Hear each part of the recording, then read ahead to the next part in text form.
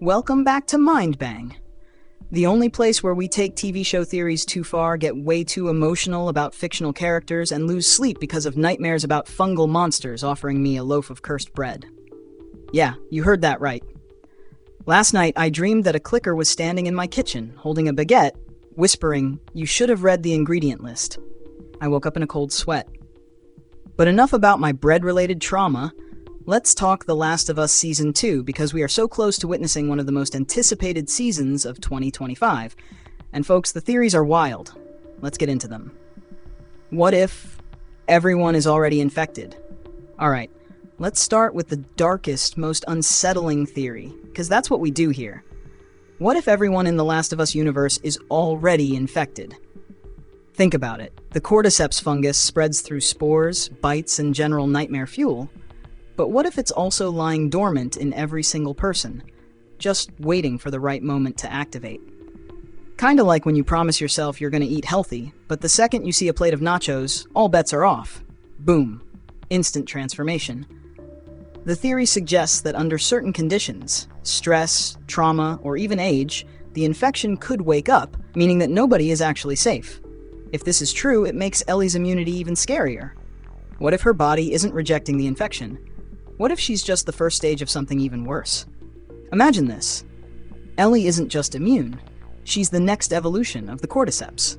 That means the Firefly's big plan to dissect her brain for a cure would have backfired spectacularly. And speaking of the infection's origins, 2. The fungus was in the food supply the whole time.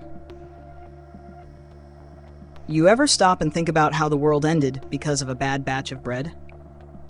This theory suggests that the Cordyceps outbreak didn't start with random people getting bitten, it started with contaminated flour, and the show totally hinted at this. In episode 1, Joel and Sarah avoided eating pancakes, birthday cake, and biscuits. They didn't get infected. The old lady next door ate a biscuit. By the next day, she was full clicker mode. Jakarta, where the outbreak supposedly began, home to the world's largest flour mill. Coincidence?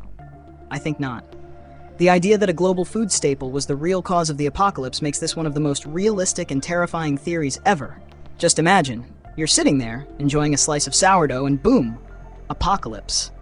Honestly, it's enough to make me switch to a gluten-free lifestyle. 3. No cure exists. And that's the whole point. Let's get existential for a second. What if the Firefly's entire mission was doomed from the start? The show and the game built up the idea that Ellie's brain could hold the key to curing the infection. But what if there's no cure at all? Imagine spending your whole life thinking you're humanity's last hope, only to find out, nope. Maybe the fungus mutates too quickly for a cure to be possible. Maybe removing it from Ellie would have killed her for nothing. Maybe there's nothing left of humanity worth saving. Yeah, that last one was real bleak, but this is The Last of Us. We don't get happy endings here. If this theory holds up, it means Joel was right to save Ellie, because killing her wouldn't have changed a damn thing. But if there is a cure, then that brings us to the biggest moral dilemma yet. Mutter 4. Someone wants to control the cure, not save humanity. Alright, let's say the Fireflies were right. Let's say Ellie could help create a cure. Who gets to control it? Because you just know some power-hungry group is going to turn this into a dystopian pharmaceutical nightmare. Here's where things get messy. What if Fedra gets the cure and only gives it to loyal citizens? What if the Fireflies plan to weaponize the cure to take over? What if someone already has a cure, but they're keeping it secret?